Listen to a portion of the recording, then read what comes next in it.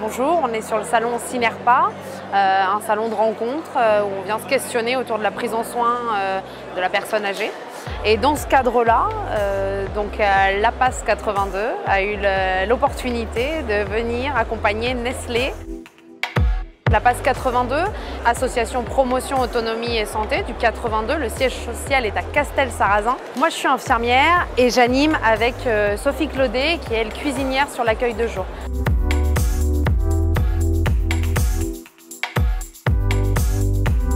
L'idée c'est de présenter la méthode MIAM, qui veut dire manger, informer, aider, maintenir.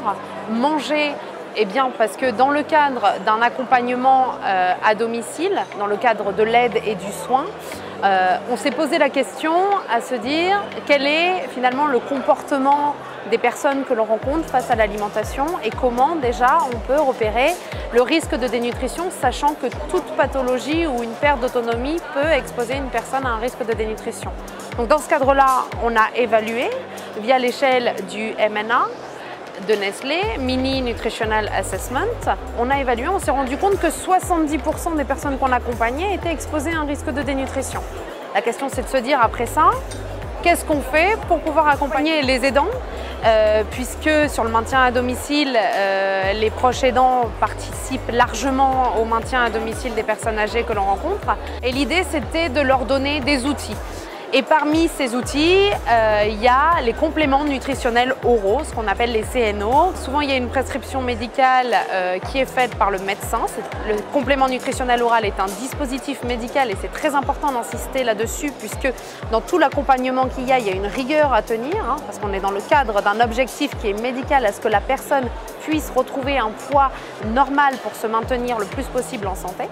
Les compléments oraux existent sous différentes formes, des purées, des soupes, des eaux gélifiées, des boissons, des crèmes.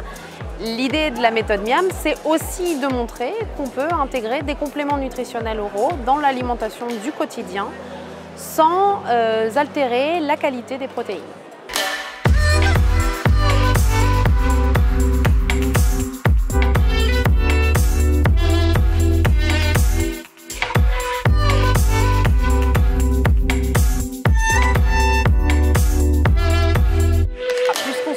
Que dans l'échelle du MNA, un des premiers items est se soucier de la baisse des prix alimentaires. Et donc effectivement, plus la personne, on va lui donner envie de manger, moins elle va en tout cas majorer ce risque de dénutrition.